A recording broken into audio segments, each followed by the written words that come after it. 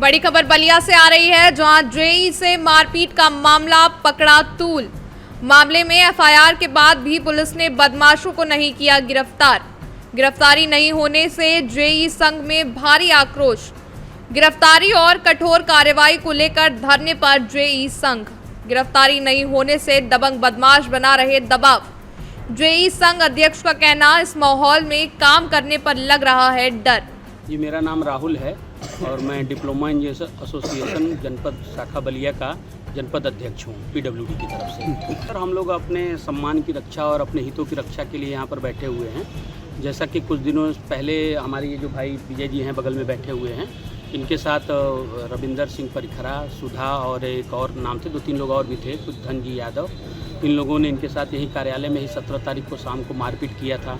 इनसे कागज़ वगैरह भी छीन लिया और भी बहुत सारे गाली गलौज, इनको जो इनकी जाति है उसके साथ गाली गलौज देना, ये सब मामला उन्होंने किया था, जिसके तहत हम लोगों ने उसी दिन रात में कोतवाली में इसकी तहरीर दे दी थी।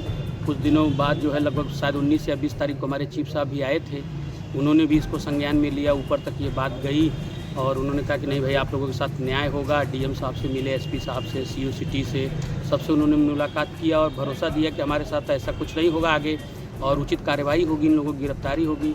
बट विगत कई दिनों से हम लोग इसी भरोसे पे थे, बट ऐसा हो नहीं पाया। मजबूरन चूँकि हमारे पास अन्य कोई विकल्प नहीं बचता है अपनी बात मांग को आगे पहुंचाने के लिए, तो अब हम लोगों ने कार्य बहिष्कार करते हुए धरना प्रदर्शन करना आज से प्रारंभ कर दिया है और ये अनवरत चलेगा जब तक कि उनकी गिरफ्तारी नहीं हो जाती है और उचित कार्रवाई नहीं हो जाती है। तो कुछ दिनों से हैं यहाँ पे बलिया में है। ये घटना लगभग 7-8 बार उस अमुक व्यक्ति जो रविंदर सिंह है या उनके जो साथी हैं, वो उसके पहले भी हमारे एक एई थे और एक जेई थे, जायसवाल जी एई थे और एक अजय कुमार वर्मा जी हमारे जेई थे, उनकी गाड़ी वगैरह भी फोड़ दिए थे, जिसके उपलक्ष्य में उनके खिलाफ उस समय भी एफआईआर हुआ था। वो लोग जेल भी गए थे। ये लोग एक तरह से हिस्ट्री सीटेड टाइप के हैं, लगातार इस तरह की ये घटनाएं करते रहते हैं। हम लोग इसका विरोध करते हैं, बट किसी न किसी तरह से ये मैटर दबा दिया जाता है या जो भी हो जाता है।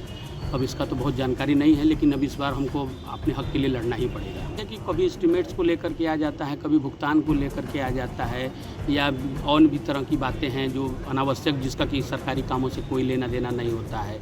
अनुचित उनकी कोई मांग रहती है जिसको हम नहीं पूरा कर सकते हैं, इसलिए ऐसी बातें आ जाती हैं सामने। हम लोग अकेले बाइक से चलते हैं, हमारे पास किसी तरह का कोई सुविधा या सुरक्षा तो होती नहीं है।